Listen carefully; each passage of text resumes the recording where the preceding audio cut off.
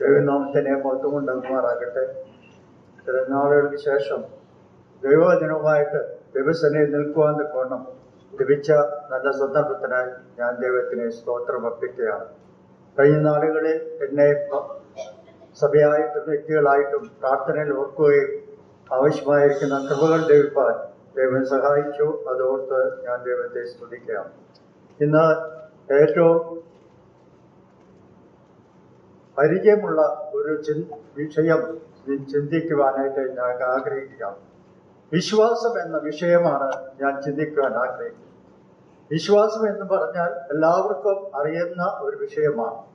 ഇവിടെ കടന്നു വന്നത് തന്നെ നാം വിശ്വാസത്താലാണ്, നാം ഇരിക്കുന്നത് വിശ്വാസത്താലാണ്.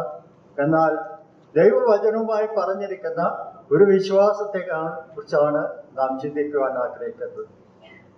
സ്വർഗത്തിലെ ദൈവവുമായിട്ട് ഭൂമിയിൽ ഇരിക്കുന്ന മനുഷ്യരെ ബന്ധപ്പെടുവാൻ ആവശ്യമായിരിക്കുന്ന സഹായം നൽകുന്നതാണ് വിശ്വാസം. ആ വിശ്വാസം എങ്ങനെ ലഭിക്കും എന്ന കാര്യം ദൈവവചനം വെളിപ്പെടുത്തിയിട്ടുണ്ട്.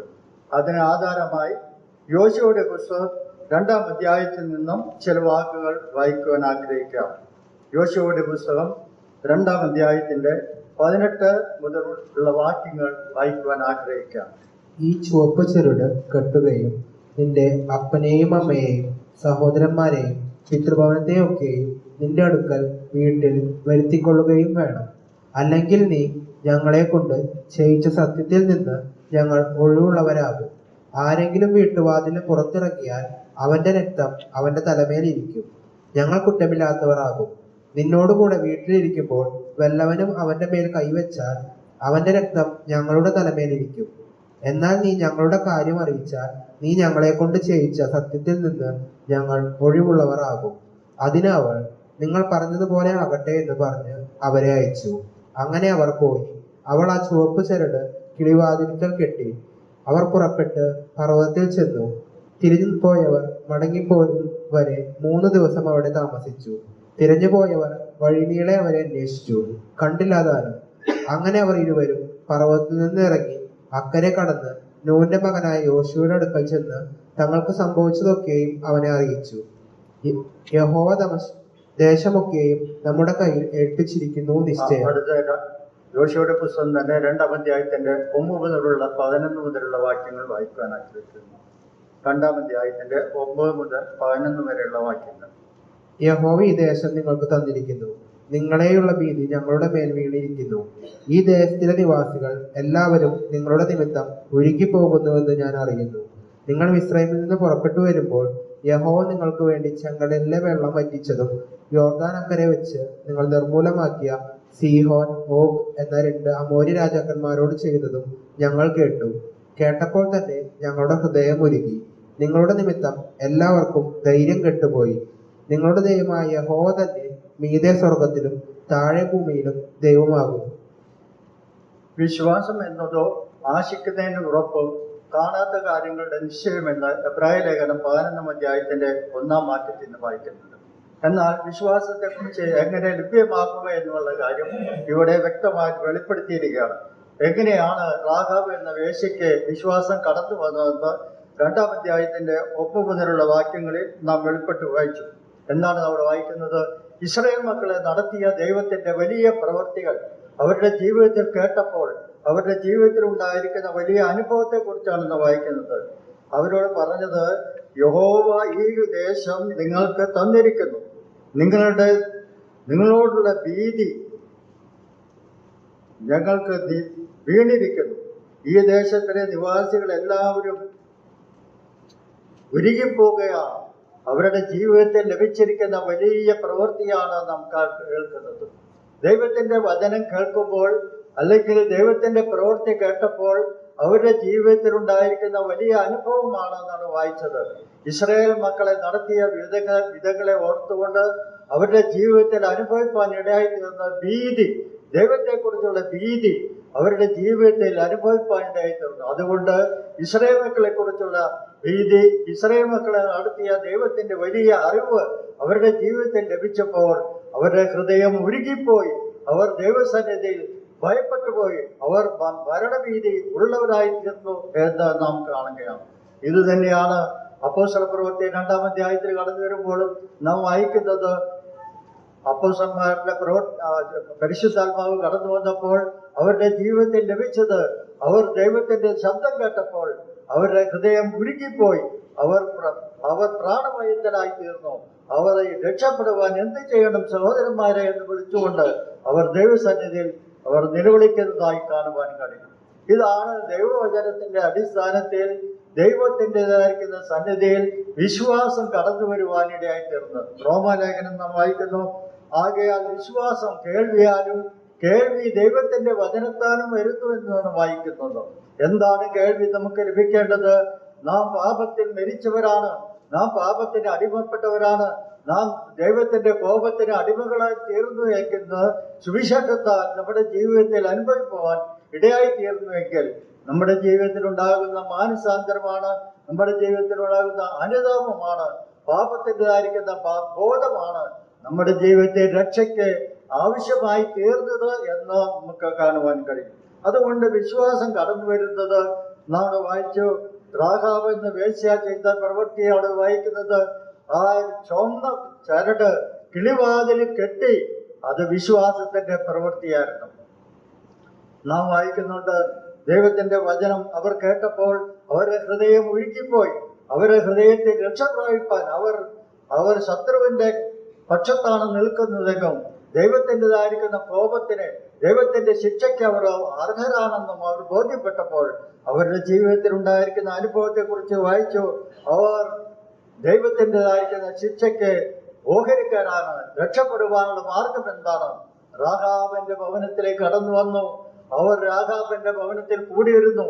അവർ ആ ചുവപ്പ് ചരട് അവർ ആ കിളിവാതിലിൽ കെട്ടി രാഹാബ് കുടുംബവും രക്ഷപ്പെട്ടപ്പോൾ നമ്മുടെ വായിക്കുന്നത് എബ്രായ ലേഖനത്തിന്റെ കടന്നു വരുമ്പോൾ നമ്മുടെ വായിക്കുന്ന എബ്രായ ലേഖനം 11-ാം അധ്യായത്തിന്റെ 31-ാം വാക്യത്തിൽ നാം വായിക്കുന്നത്, അവർ അവിശ്വാസികളോടുകൂടെ മരിക്കാതിരിക്കുവാൻ തക്കോണം ഇടയായി തീർന്നു. എബ്രായ ലേഖനം 11-ാം അധ്യായത്തിന്റെ 31-ാം വാക്യം വായിച്ചു കേൾക്കാം. വിശ്വാസത്താൽ രാഹാബ് എന്ന വേശ്യ ഒറ്റുകാരെ സമാധാനത്തോടെ കൈക്കൊണ്ട് അവിശ്വാസികളോടുകൂടെ നശിക്കാതിരുന്നു.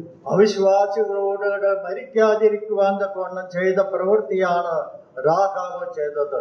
ഇന്നും ദൈവത്തിന്റെ വചനം നമ്മുടെ ഹൃദയങ്ങളിൽ ഉൾക്കൊള്ളുമ്പോൾ, ഹൃദയത്തിൽ കേൾക്കുമ്പോൾ നാമും പാപത്തിന്റെ ശിക്ഷയ്ക്ക് മാത്രം അർഹരാണെന്ന് മനസ്സിലാക്കിക്കൊണ്ട് ദൈവസന്നിധിയിൽ നമ്മുടെ പാപങ്ങളെ ഏറ്റുപറഞ്ഞുകൊണ്ട് ഉപേക്ഷിച്ചുകൊണ്ട് യേശുക്രിസ്തു പാപത്തിന്റെ പരിഹാരകനായി കടന്നു വന്നവൻ, നമ്മുടെ പാപത്തിന്റെ പരിഹാരകനായി മരിച്ചവൻ, അവൻ അടക്കപ്പെട്ട് ഉയർത്തെഴുന്നേറ്റ് ജീവിക്കുന്നു എന്ന് വിശ്വസിക്കുന്ന ഒരു വ്യക്തിക്കും, എല്ലാ വ്യക്തിക്കും ഇന്ന് രക്ഷപ്പെടുവാനുള്ള മാർഗം ദൈവം ഒരുക്കിയിരിക്കുന്നത് യേശുക്രിസ്തുവിനുള്ള വിശ്വാസമാണ്. എങ്ങനെയാണ് യേശുക്രിസ്തുവിന്റെ വിശ്വാസം കടന്നു വരുന്നത്? ദൈവത്തിന്റെ വചനം കേൾക്കുമ്പോൾ അവരുടെ ഹൃദയങ്ങളിൽ പാപബോധം ഉളവാക്കണം, അവരുടെ ഹൃദയത്തിൽ അനുതാപമുണ്ടാകണം, അവരുടെ ജീവിതത്തിൽ ഈ പാപത്തെക്കുറിച്ച് അനുതപിച്ച് അവർ നിത്യമായിരിക്കുന്ന ന്യായവിധിക്ക് മാത്രം അർഹരാണെന്നുള്ള കാര്യം അവരുടെ ജീവിതത്തിൽ വെളിപ്പെടുമ്പോൾ മാത്രമാണ് അവരുടെ ജീവിതത്തിൽ അനുതാപമുണ്ടാകുകയുള്ളൂ. അതാണ് യേശുക്രിസ്തു ലോകത്തിൽ കടന്നു വന്ന് പറഞ്ഞത്, മാനസാന്തരപ്പെട്ട് സുവിശേഷത്തെ വിശ്വസിപ്പീൻ, അതാണ് രക്ഷാമാർഗം എന്ന് വിളിച്ചറിയിക്കുവാൻ ഇടയായി തീർന്നു. അതുകൊണ്ട് ഇന്ന് ദൈവവചനം കേൾക്കുമ്പോൾ നമ്മുടെ ഹൃദയത്തിൽ ഉണ്ടാകേണ്ടതായിരിക്കുന്ന അനുഭവം എന്ന് പറഞ്ഞാൽ മാനസാന്തരം ഉണ്ടാകണം, അനുതാപം ഉണ്ടാകണം. പാപത്തിലാണ് ജനിച്ചിരിക്കുന്നത്, പാപത്തിൻ്റെതായിരിക്കുന്ന പ്രവൃത്തിയാൽ നമ്മുടെ ജീവിതത്തിൽ നരകത്തിലേക്ക് മാത്രമാണ് പോകുന്നത് എന്നുള്ള കാര്യം മനസ്സിലാക്കണം. അതാണ് രാഹാബ് എന്ന വേശ്യയെ ആ ചുവപ്പ് ചരട്ട് കെട്ടുവാൻ തക്കോണം മതിയായിരിക്കുന്ന പ്രവൃത്തിക്ക് അവരെ പ്രേരകമാക്കി തീർത്തത് എന്ന് നമുക്ക് കാണുവാൻ കഴിഞ്ഞു. അവിടെ നാം വായിച്ചത്, രാഹാബ് എന്ന വേശ്യ, ആ സ്ത്രീ അവരുടെ കുടുംബവും അനുതാപപ്പെട്ടുകൊണ്ട് അവരുടെ ഹൃദയം ഉരുകിപ്പോയതെന്ന് വായിക്കുന്നുണ്ട്. ഈ അനുഭവം ഓരോ വ്യക്തി ജീവിതത്തിൽ ഉണ്ടായിട്ടില്ല എങ്കിൽ മാനസാന്തരത്തിന്റെ അനുഭവം ഉണ്ടാകണം. അവരുടെ ജീവിതത്തിൽ മരിക്കുവാനുള്ള അവകാശമാണ് ഉള്ളതെന്ന് മനസ്സിലാക്കി അവർ യേശുക്രിസ്തുവിലേക്ക് തിരിച്ചാൽ മാത്രമാണ് രക്ഷയ്ക്കുള്ള മാർഗം ദൈവം ഒരുക്കിയത് വിശ്വാസത്തിൽ അംഗീകരിപ്പാൻ ഇടയായി തീരുകയുള്ളൂ.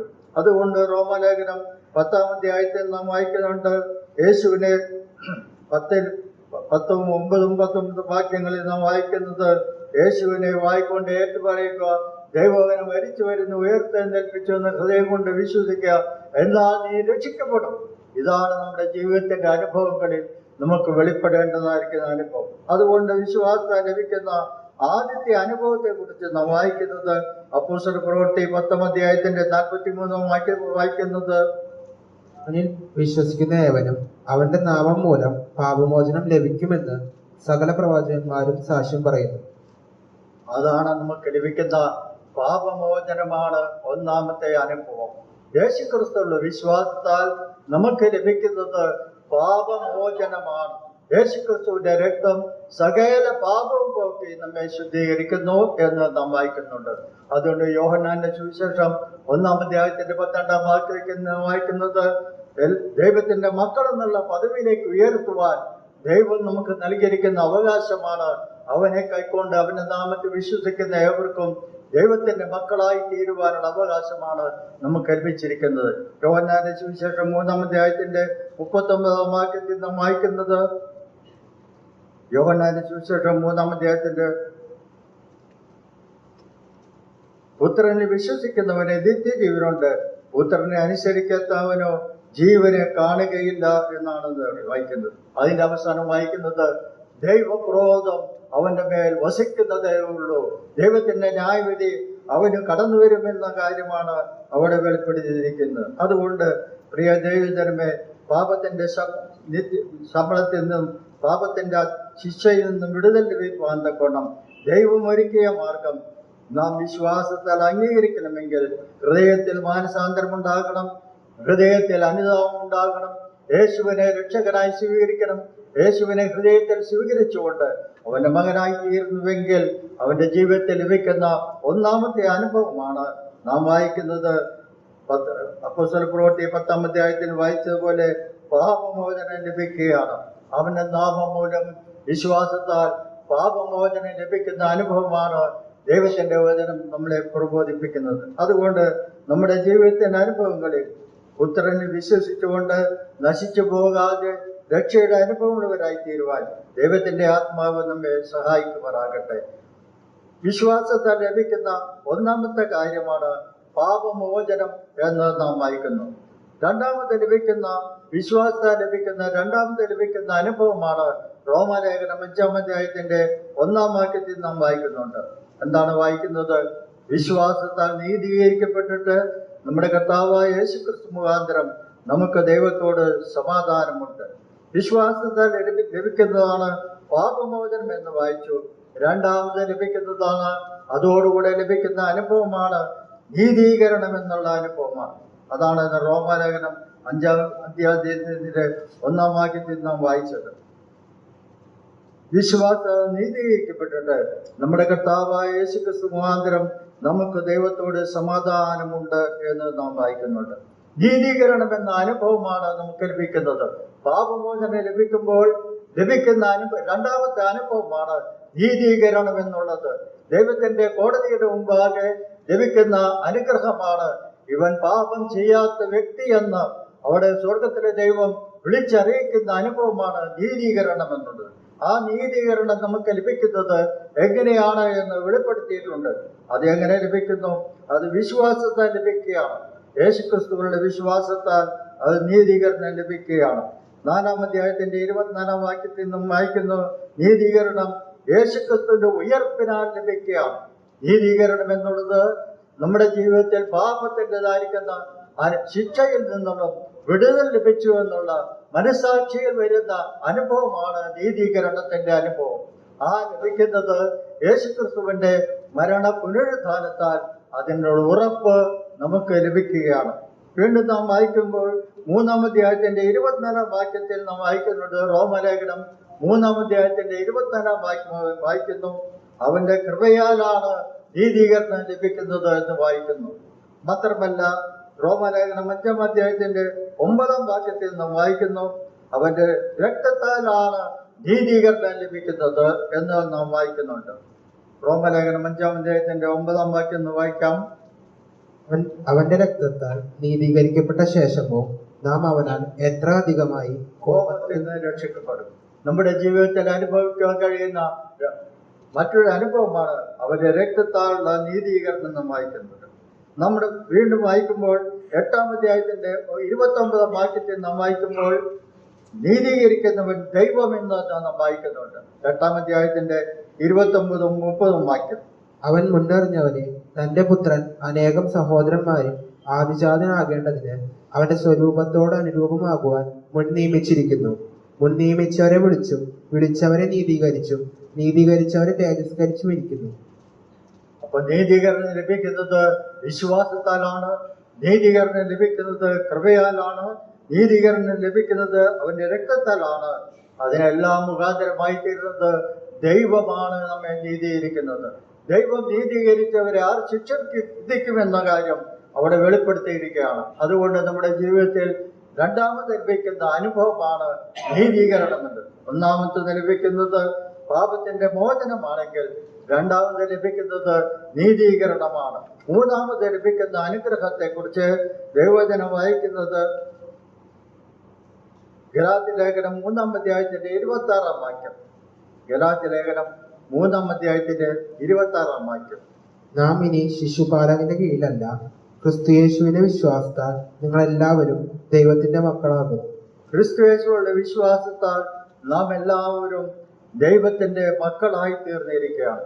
എന്താണ് മക്കൾ എന്നുള്ള പദവി ലഭിച്ചപ്പോൾ നമുക്ക് ലഭിക്കുന്ന അനുഗ്രഹം എന്ന് നാം വായിക്കുന്നത് 4-ാം അധ്യായത്തിന്റെ 6-7 വാക്യങ്ങളിലൂടെ മക്കൾ എന്നുള്ള പദവിയിൽ നമുക്ക് ലഭിക്കുന്ന അനുഗ്രഹങ്ങളെ അവിടെ വിശദമായി വെളിപ്പെടുത്തിയിട്ടുണ്ട്. എന്താണെന്ന് നാം വായിക്കുന്നത് 6-7 വാക്യങ്ങൾ വായിക്കുന്നത്, നിങ്ങൾ മക്കളാകൊണ്ട് അബ്ബാ പിതാവേ എന്ന് വിളിക്കുന്ന സ്വപുത്രന്റെ ആത്മാവിനെ ദൈവം നമ്മുടെ ഹൃദയങ്ങളിൽ അയച്ചു. അങ്ങനെ നീ ഇനി ദാസനല്ല പുത്രൻ അത്രേ, പുത്രനെങ്കിലോ ദൈവഹിതത്താൽ അവകാശിയുമാകുന്നു. ക്രിസ്തുയേശുവിന്റെ വിശ്വാസത്താൽ നാം എല്ലാവരും മക്കളായി തീർന്നപ്പോൾ മക്കൾക്കുള്ള പദവിയാണ് 4-ാം അധ്യായത്തിന്റെ 6-7 വാക്യങ്ങളിൽ വായിക്കുന്നത്. അബ്ബാ പിതാവേ എന്ന് വിളിക്കാനുള്ള പുത്രത്വത്തിന്റെ ആത്മാവിനെ ഏൽപ്പിച്ചിരിക്കുകയാണ്. കർത്താവ് ഭൂമിയിലായിരുന്നപ്പോൾ തന്റെ ജനത്തെ പഠിപ്പിച്ച ഒരു പ്രാർത്ഥനയാണ് സ്വർഗസ്ഥനായ പിതാവേ എന്ന് വിളിച്ചുകൊണ്ട് പ്രാർത്ഥിക്കുവാനുള്ള അവകാശമാണ് അവിടെ നൽകിയിരിക്കുന്നത്. ആ അവകാശം നമുക്ക് എങ്ങനെ ലഭിച്ചു? യേശുക്രിസ്തു മരിച്ചു, അടക്കപ്പെട്ട് ഉയർത്തെഴുന്നേറ്റ് വന്നപ്പോൾ കർത്താവ് പറഞ്ഞു, എന്റെ പിതാവും നിങ്ങളുടെ പിതാവും എന്റെ ദൈവം നിങ്ങളുടെ ദൈവം എന്ന് പറഞ്ഞുകൊണ്ട് അവകാശത്തെ നമുക്ക് ഉറപ്പിച്ചു തന്നിരിക്കുകയാണ്. അതുകൊണ്ട് നാം രക്ഷിക്കപ്പെട്ടപ്പോൾ നമുക്ക് ലഭിച്ചിരിക്കുന്ന വലിയ അവകാശത്തെ നാം വായിക്കുന്നുണ്ട്. നാം വിശ്വാസത്താൽ ദൈവത്തിന്റെ മക്കളായി തീർന്നിരിക്കുകയാണ്. ഇവിടെ നാം ഇപ്പോൾ അപ്പാ പിതാവേ എന്ന് വിളിച്ചുകൊണ്ട് ദൈവത്തെ അവിടെ പ്രാർത്ഥിക്കുവാനും നമ്മുടെ ആവശ്യങ്ങളെ ദൈവത്തിന്റെ സന്നിധിയിൽ സ്തോത്രത്തോട് അറിയിക്കുവാനും നമുക്ക് ലഭിക്കുമ്പോൾ നാം വളരെ സന്തോഷമുള്ളവരാണ്. കാരണം നമ്മുടെ ആവശ്യങ്ങളെ അറിയിക്കുവാൻ തക്കവണ്ണം നമ്മുടെ സ്വർഗസ്ഥനായ പിതാവ് സ്വർഗത്തിൽ നമുക്ക് വേണ്ടി ജീവിക്കുന്നു. ആ വലിയ അവകാശത്തോടുകൂടെ നമ്മൾക്ക് പ്രാർത്ഥിക്കുവാനും നമ്മുടെ ആവശ്യങ്ങളെ ദൈവത്തിന്റെ സന്നിധിയിൽ സ്തോത്രത്തോട് അറിയിക്കാനുള്ള അവകാശമാണ് നമുക്ക് ലഭിച്ചിരിക്കുന്നത്.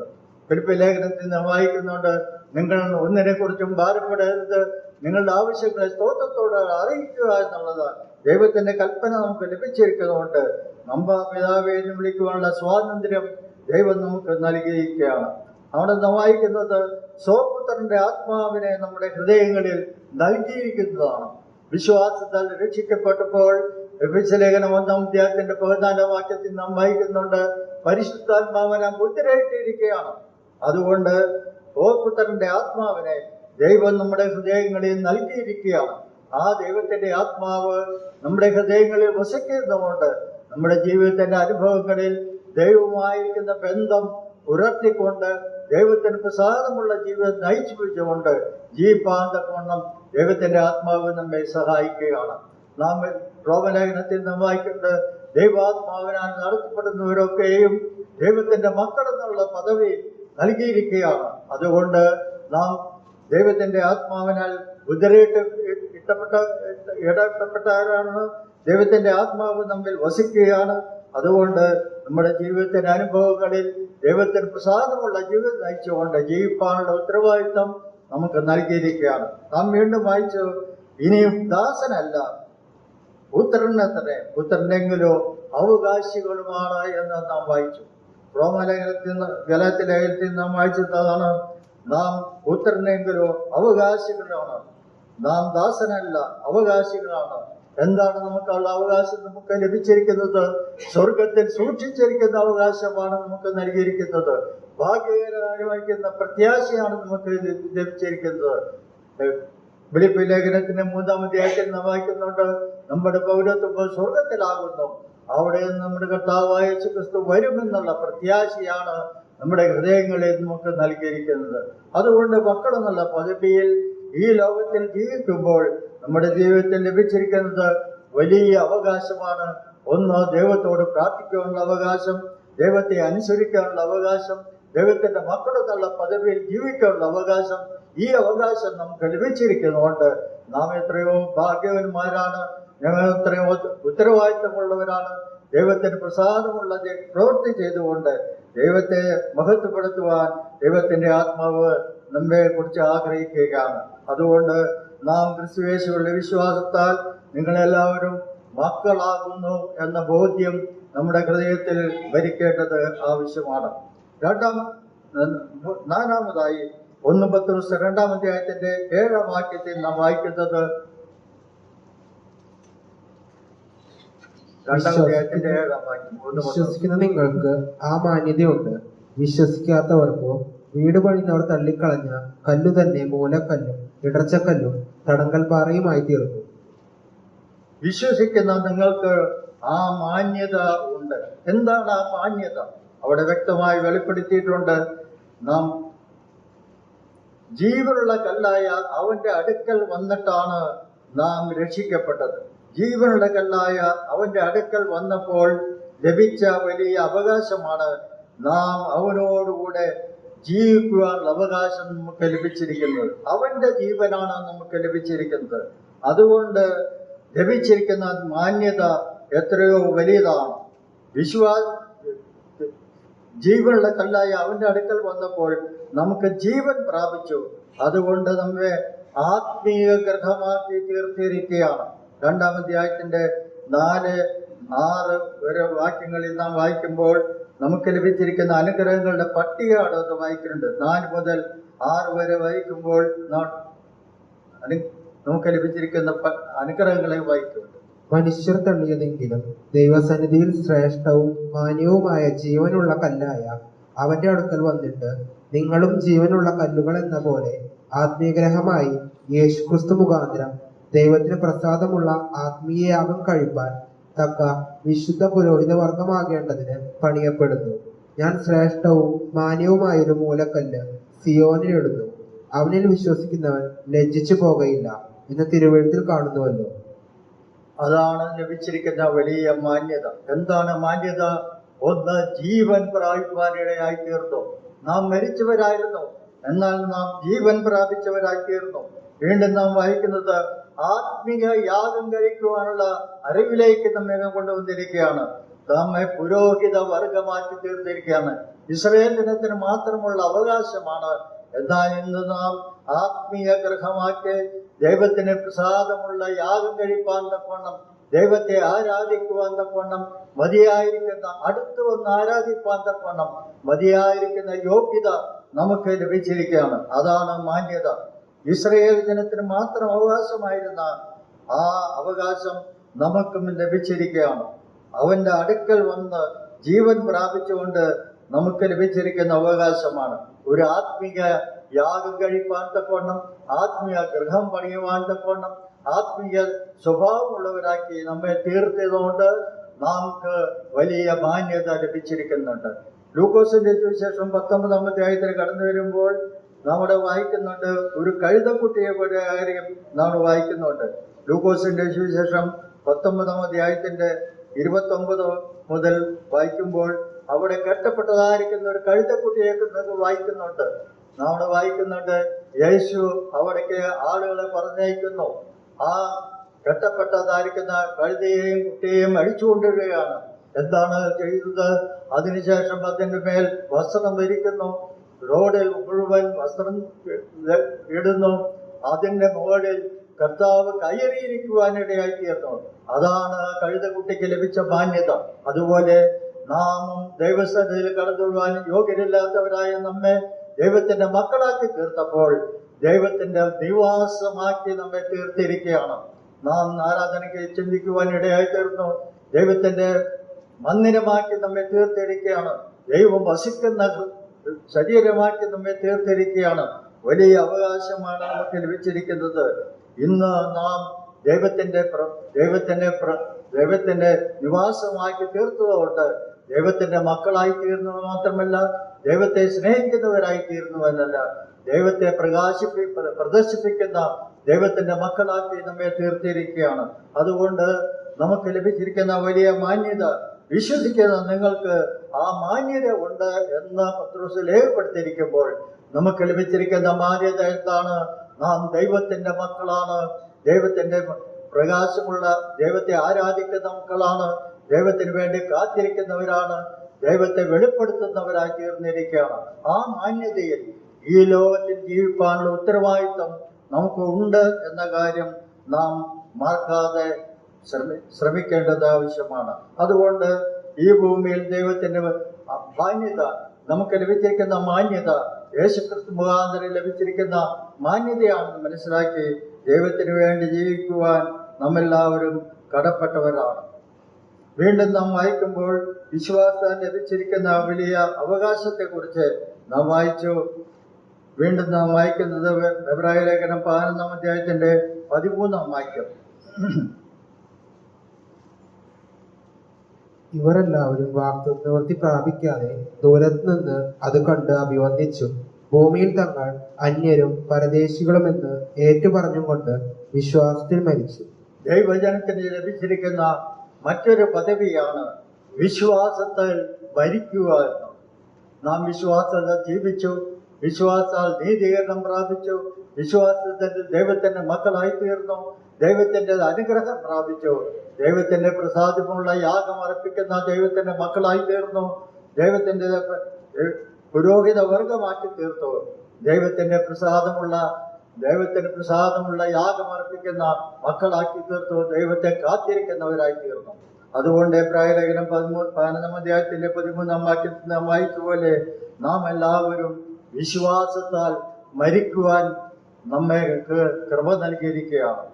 ലോകത്തിൽ അനേകർ ജീവിച്ച് മരിക്കുന്നുണ്ട്, അവർ പാപത്തിൽ മരിക്കുന്നവരാണ്. എന്നാൽ ദൈവജനമാണ് വിശ്വാസത്തിൽ മരിക്കുന്നത്. എങ്ങനെയാണ് വിശ്വാസത്തിൽ മരിക്കുന്നത്? നാം വായിക്കുന്നുണ്ട് 19-ാം എബ്രായ ലേഖനം 10-ാം അധ്യായത്തിന്റെ 38-39 വാക്യങ്ങൾ വായിക്കുമ്പോൾ, എന്നാൽ എന്റെ നീതിമാൻ വിശ്വാസത്താൽ ജീവിക്കും. പിന്മാറുന്നുവെങ്കിൽ എന്റെ ഉള്ളത്തിന് അവന് പ്രസാദമില്ല. നാമോ നാശത്തിലേക്ക് പിന്മാറുന്നവരുടെ കൂട്ടത്തിലല്ല, വിശ്വസിച്ച് ജീവരക്ഷ പ്രാപിക്കുന്നവരുടെ കൂട്ടത്തിൽ അത്രേ. രണ്ട് കൂട്ടരെ കുറിച്ച് നാട് വായിക്കുന്നുണ്ട്. ഒന്ന്, വിശ്വാസത്തിൽ ജീവിക്കുന്നവർ, എന്റെ നീതിമാൻ വിശ്വാസത്തിൽ ജീവിക്കുന്നവർ. രണ്ടാമത്തെ കൂട്ടർ അവർ പിന്മാറുന്നവരുടെ കൂട്ടം. അവർ പിന്മാറുന്നവർ എന്തുകൊണ്ടാണ്? അവരുടെ ജീവിതത്തിൽ പരിശോധന കടന്നു വരുമ്പോൾ, പ്രയാസങ്ങൾ കടന്നു വരുമ്പോൾ, അവരുടെ ജീവിതത്തിൽ മുന്നേറുവാൻ സാധിക്കാതെ വണ്ണം അവർ വിശ്വാസത്തിൽ പിന്മാറിക്കൊണ്ടിരിക്കുകയാണ്. എന്നാൽ നാം വായിക്കുന്നത്, എന്റെ നീതിമാൻ വിശ്വാസത്താൽ ജീവിക്കും.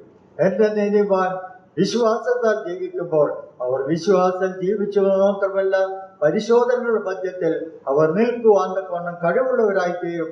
അവർ സ്വർഗത്തിലെ ദൈവത്തിൽ ആശ്രയിക്കുന്നവരും ദൈവത്തിൽ നിന്ന് കൃപ ലഭിക്കുന്നവരുമാണ്.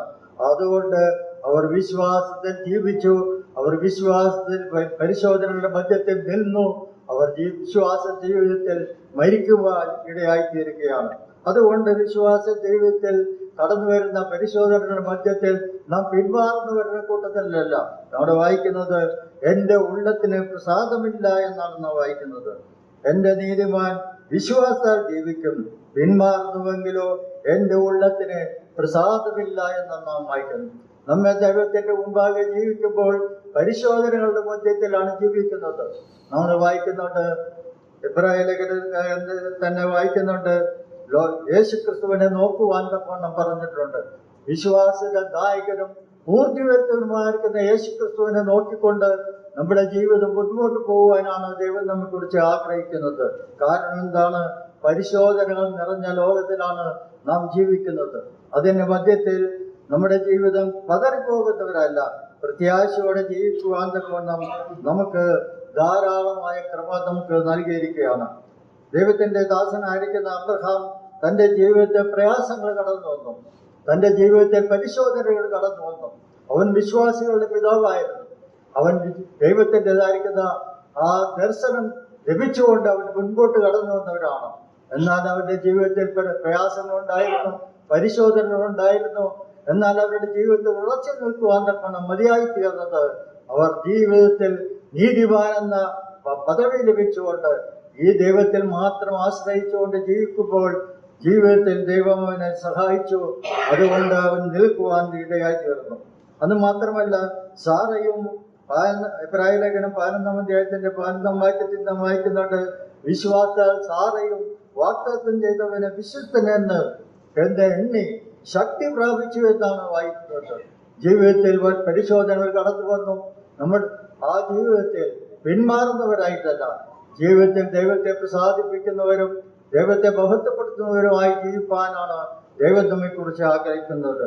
അതുകൊണ്ട് 12-ാം വാക്യത്തിൽ നാം എബ്രായ ലേഖനം 12-ാം അധ്യായത്തിൽ നാം വായിക്കുന്നുണ്ട്, സാക്ഷികളുടെ ഇത്ര വലിയൊരു സമൂഹം നമ്മുടെ മുമ്പിൽ നിൽക്കുന്നതുകൊണ്ട് നമ്മുടെ ജീവിതം പതരാതെ മുൻപോട്ട് പോകുവാനാണ് ദൈവം നമ്മെക്കുറിച്ച് ആഗ്രഹിക്കുന്നുണ്ട്.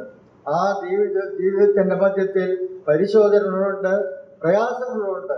അതിന് മധ്യത്തിൽ നമ്മൾ പിന്മാറുന്നവരല്ല, നാം മുൻവരുന്നവരും ദൈവത്തെ സ്നേഹിക്കുന്നവരും ദൈവകൽപ്പനകളെ വഴി നടക്കുന്നവരുമായി ചെയ്യുവാൻ ദൈവത്തിന്റെ ആത്മാവ് നമ്മെക്കുറിച്ച് ആഗ്രഹിക്കുകയാണ്.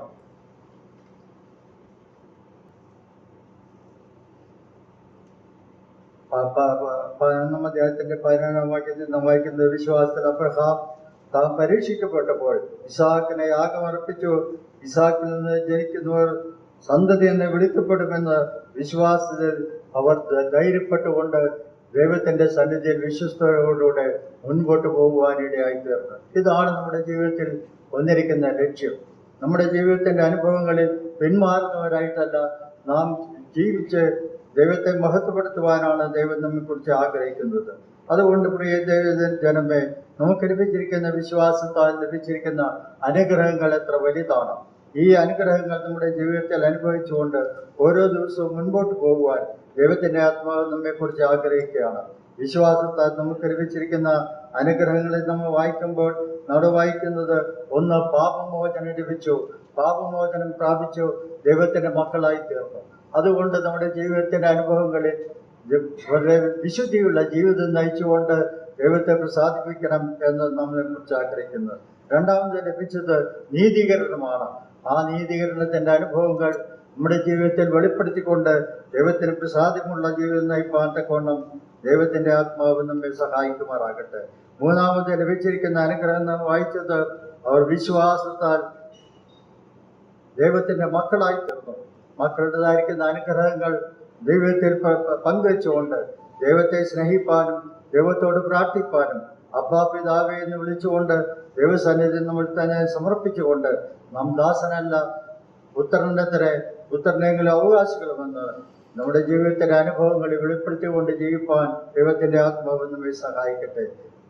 പത്രോസിന്റെ രംഗത്തിൽ വായിച്ചതുപോലെ വിശ്വസിക്കുന്ന നമുക്ക് മാന്യതയുണ്ട്. ആ മാന്യത എന്താണെന്ന് നമുക്ക് മനസ്സിലാക്കിക്കൊണ്ട് കർത്താവിന് ആത്മീക യാഗം കഴിപ്പാൻ തക്കവണ്ണം ദൈവത്തിന്റെ ആത്മാവ് നമ്മെ സഹായിക്കുമാറാകട്ടെ. നാം ഓരോരുത്തരും കെട്ടപ്പെട്ട കഴുതക്കെട്ടുണ്ടായിരുന്നു. എന്നാൽ യേശുക്രിസ്തു മുഖാന്തരം നമ്മെ മാന്യതയുള്ളവരാക്കി തീർത്തു. ആ ദൈവത്തിന്റെ വഴികളിൽ നടന്നുകൊണ്ട് ദൈവത്തെ പ്രസാദിപ്പിക്കുവാൻ തക്കവണ്ണം ദൈവം നമ്മെക്കുറിച്ച് ആഗ്രഹിക്കുകയാണ്. ദൈവത്തിന്റെ ആത്മാവ് നമ്മെ സഹായിക്കട്ടെ. ദൈവത്തിന്റെ വചനം നമ്മെ ഈ നിലയിൽ ശുശ്രൂഷിപ്പാൻ തക്കവണ്ണം ഈ അവസരം ലഭിച്ചുകൊണ്ട് ഞാൻ ദൈവത്തിന് സ്തോത്രം അർപ്പിക്കുകയാണ്. എല്ലാ സ്തുതിയും സ്തോത്രം അർപ്പിച്ചുകൊണ്ട് ദൈവത്തിന്റെ സന്നിധിയിൽ ഇരിക്കുകയാണ്. ദൈവനാമം മഹത്വപ്പെടുമാറാകട്ടെ.